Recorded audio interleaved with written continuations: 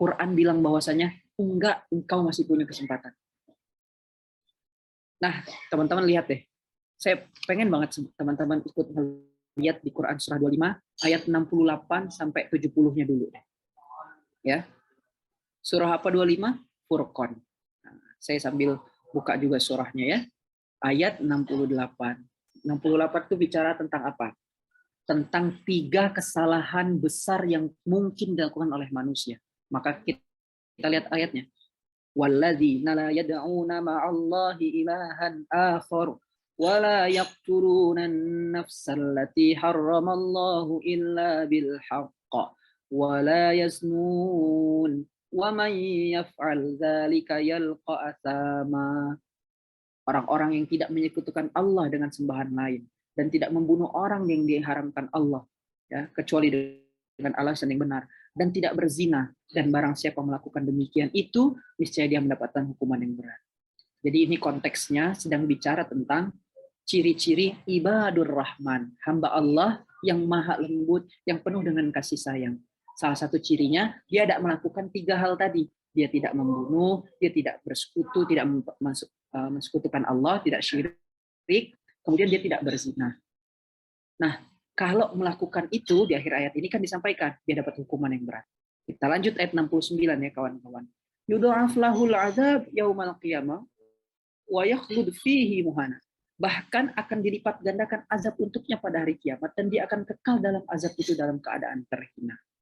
Jadi ayat 68-69 ini bicara tentang kondisi yang begitu buruk ketika manusia itu melakukan 3 kesalahan terbesar yang mungkin untuk dilakukan. Nah, menariknya teman-teman semua, di ayat 70-nya Allah katakan, illa man taba wa amana wa amila amalan shaliha fa ulaika yubaddilullahu sayyi'atihim hasanat wa kanallahu ghafurur rahima. Kecuali orang-orang yang tobat, orang-orang yang beriman dan mengerjakan kebaikan, maka kejahatan mereka diganti Allah dengan kebaikan-kebaikan. Hasanat. Allah tidak bilang hasanah, tapi Allah bilang hasanat, kebaikan-kebaikan yang banyak. Kejahatan-kejahatan tadi meskipun banyak, ternyata masih ada peluang, bahkan 3 kesalahan terbesar yang mungkin dilakukan, itu masih punya peluang gitu. Sekarang teman-teman bayangin ketika hari ini dalam kondisi terpuruk, menyesali masa lalunya, ya ada dosa-dosa yang disesali di masa lalu, yang bahkan mungkin nggak sebesar dari ketiga dosa ini, atau bahkan mungkin juga sebesar 3 dosa ini. Lihat ayat 70 ini, Allah katakan illa man taba wa amana wa amila amalan sholihan. Kau masih punya peluang wahai hamba Allah. Maka tidak ada ruang akhirnya untuk sekedar hidup di masa lalu. Move on. Ada kesempatan untuk taubat. Ada kesempatan jika engkau mau berbuat baik. Ada kesempatan jika engkau mau kembali kepada Allah. Itulah cara Quran ngasih pesan buat kita untuk healing. Ketika kita kemudian menyesali masa lalu tidak akan berubah meskipun ditangisi dengan darah. Dan Quran udah bilang, move on. Kau masih punya kesempatan. Meskipun engkau penuh dengan dosa, bukan berarti otomatis engkau masuk neraka karena engkau masih punya masa depan. Dan kita lihat ya, kisah seorang pemuda yang membunuh 99 orang. Dia tanya ke pemuka agama dalam perjalanan ini. Dia tanya masih punya kesempatan nggak? Salah seorang itu, dia bilang udah nggak punya kesempatan. 99 orang itu udah terlalu banyak yang kau bunuh. Akhirnya apa yang dilakukan? Tambah menyesal, tambah bersalah, dia bunuh lagi. Pas 100. Tapi dia ketemu sama salah seorang yang mengatakan, kau masih punya kesempatan. Kau pergi ke sana ke tempat itu untuk jadi lebih baik. Di perjalanannya kawan-kawan semua, tahu pasti kisah ini. Ini kisah yang masyhur. Di perjalanannya, di tengah jalan, belum sampai dia ke sana, dia meninggal. Belum sampai kepada tempat dia ini berhijrah, dia meninggal. Maka kemudian malaikat berebut. Yang satu mau bawa ke neraka, yang satu mau bawa ke surga. Lalu diukur jaraknya. Mana yang lebih dekat? Dan ternyata jaraknya jauh lebih dekat dia ya dengan tempat yang ingin dituju. Maka kemudian dimasukkanlah dia ke dalam golongan orang-orang yang baik. Teman-teman semua orang boleh punya masa lalu. Tapi masa lalu itu tidak berhak menentukan masa depan kita. Kita masih punya kesempatan untuk menentukan bagaimana kita di masa depan dengan memperbaiki hal-hal yang bisa kita lakukan di hari ini. Quran bicara tentang optimisme, ngasih kita kesempatan untuk move on dari masa lalu kita. Kalaulah yang kemudian 3 kesalahan terbesar itu saja masih punya kesempatan, apalagi kemudian mungkin teman-teman semua yang insya Allah tidak sebesar itu. Ya. Kalaulah kemudian mereka yang mengerjakan hal-hal itu saja masih punya kesempatan, insya Allah kita semua masih punya kesempatan selama masih ada nyawa di kandungan badan. Maka ayo move on dari masa lalu itu, perbaiki diri kita, insya Allah ada kesempatan. Allah itu bukan, Allah itu menyebutkan dirinya itu bukan hanya yang maha mengampuni, tapi juga mencintai untuk mengampuni. Ghafurur rahimah, Allah katakan ghafuran rahimah. Jadi bentuknya ghafuran, bentuk ghafuran dan kemudian rahimahnya Allah itu adalah salah satunya Allah tuh mencintai untuk mengampuni, maka Allah berikan bahkan pengampunan yang berulang-ulang. Allah berikan bahkan pengampunan yang begitu lebar untuk hambanya. Maka ini proses healing kita yang kemudian bisa kita lakukan, yaitu menangkap pesan optimisme dari Quran. Yang ketiga, kawan-kawan semua, ketika bicara tentang healing with Quran, Quran itu ngajarin kita positif, pikiran yang positif, masukin hal-hal yang positif dalam diri kita, itu Quran. Contohnya misalnya di surah Al-Insyirah, di ayat 5 dan 6. Fa inna ma'al usri yusra, inna ma'al usri yusra. Ketika kita lagi capek banget, ngerasa banyak kesulitan, Quran bilang fa inna ma'al usri yusra. Dan mungkin sebagian orang atau banyak orang yang tidak percaya bahwa bersama kesulitan dan kemudahan, maka kemudian Allah pertegas lagi, inna ma'al usri yusra. Pengulangan adalah penegasan. Kalau kita baca, pengulangan adalah penegasan.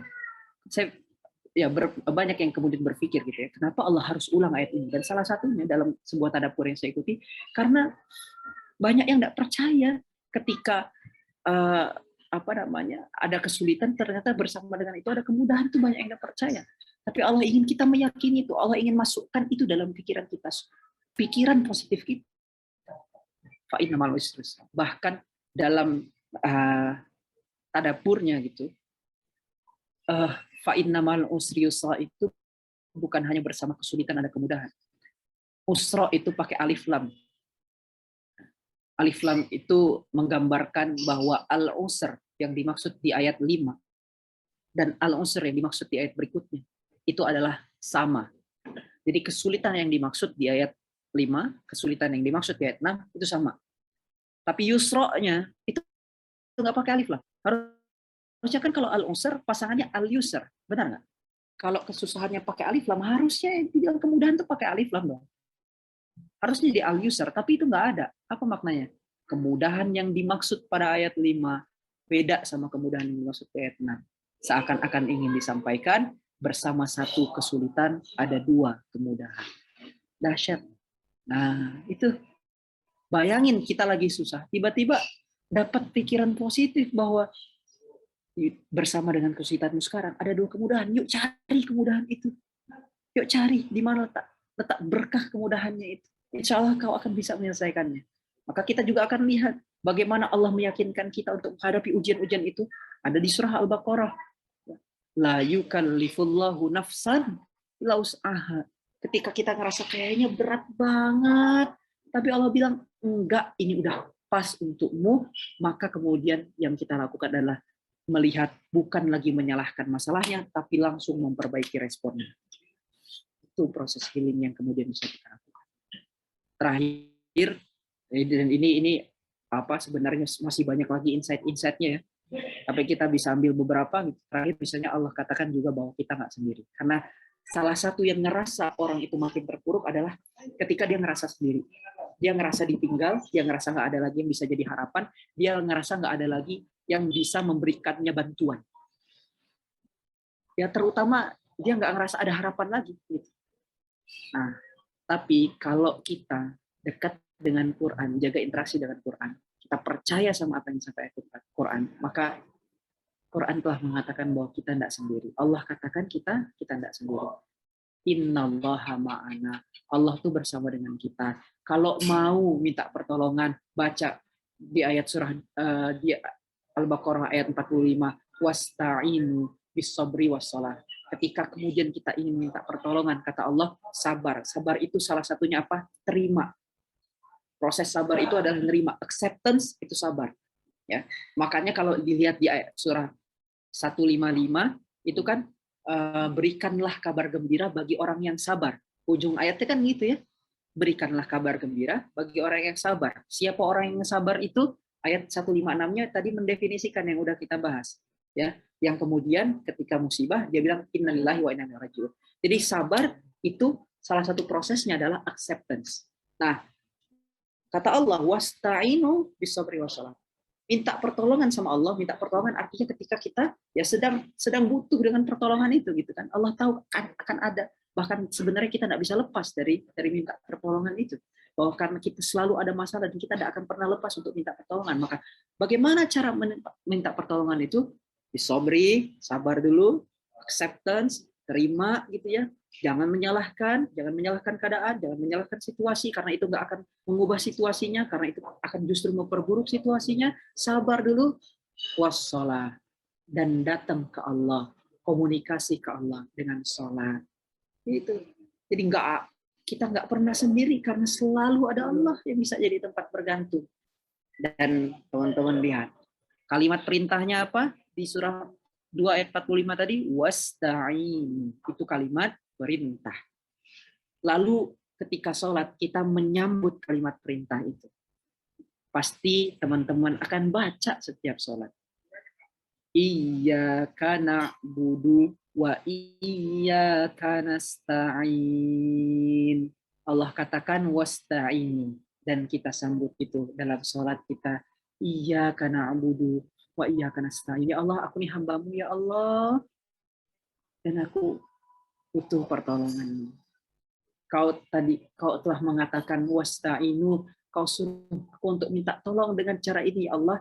Iya karena na'budu wa iyyaka nasta'in. Aku sekarang datang untuk minta tolong ya Allah. Dan saking banyaknya pertolongan yang kita butuhkan, maka dirangkumlah ihdinas siratal mustaqim. Kita minta dalam satu kalimat, tunjukkan ya Allah jalan yang lurus. Mudahkan masalah kita. Tunjukkan solusi-solusi dari apa masalah kita. Karena kau yang berikan ini ya Allah, maka kuatkan aku ikhlas, aku terima, aku minta tolong kepadamu untuk aku bisa diberikan ya fasilitas-fasilitas menyelesaikan masalah itu. Jadi Quran itu punya banyak pesan sebenarnya, yang kalau kita telah secara psikologis berkaitan erat dengan proses self healing kita. Nah, selain itu teman-teman semua, kalau kita bicara lebih umum lagi,